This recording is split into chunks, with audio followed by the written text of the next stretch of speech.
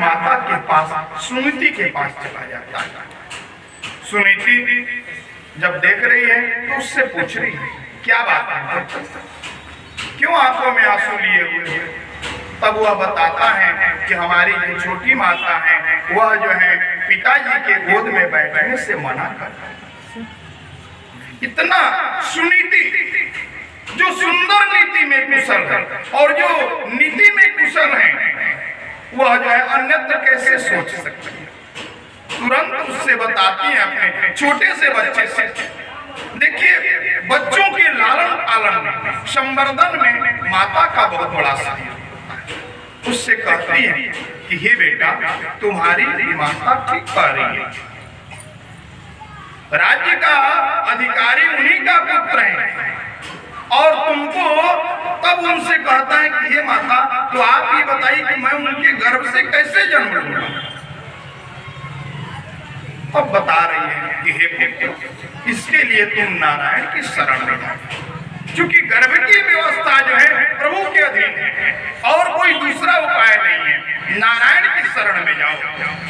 तब जाकर के वह बताती है, और जब बताती है अनेक प्रकार के उपदेश करके और उसको भेजती हैं तपस्या करने के।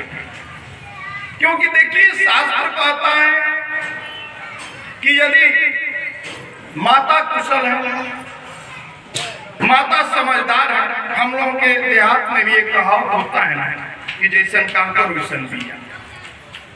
माता का बहुत बड़ा प्रभाव होता है। शास्त्र क्या कहता है, दोषीलो मातृदोषेण पितृदोषेण मूर्खता कार्पण्यम वंशदोषेण आत्मदोषा दरिद्रता।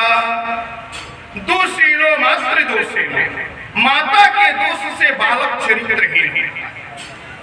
यदि माता दोषी है, माता का चरित्र उत्तम नहीं है, तो बालक का चरित्र उत्तम नहीं होगा। भागवत जी में वर्णन आता है, दोषीलो मातृदोषेण पितृदोषेण मूर्खता। पिता के दोष के कारण संतान मूर्ख होती है।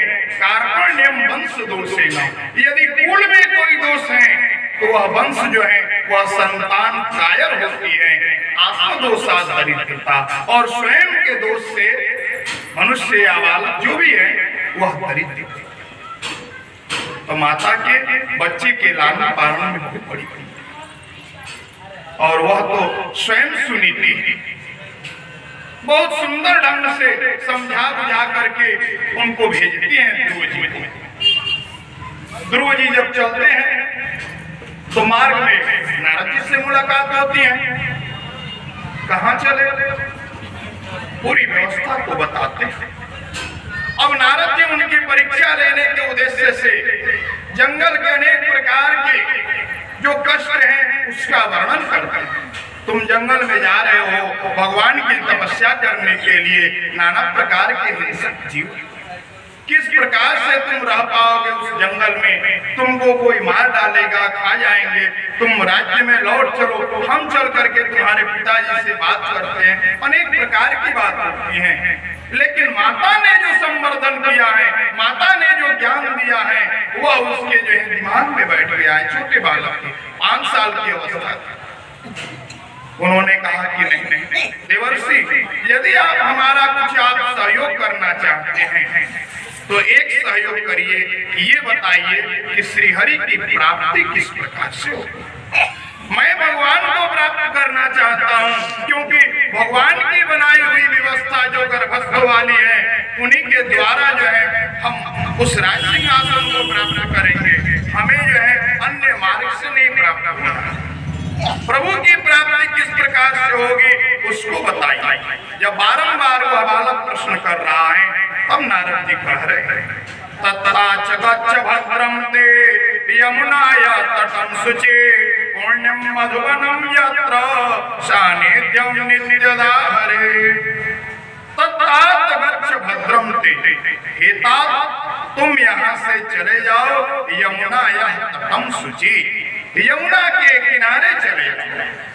यत्र मधुवनम, जहाँ वृंदावन नामक जगह है वहां जाकर के, और तुम जो है निर्द्वंद भाव से श्री हरि के चरणों में ध्यान लगा करके, मैं तुम्हें एक मंत्र देता उस मंत्र को जप।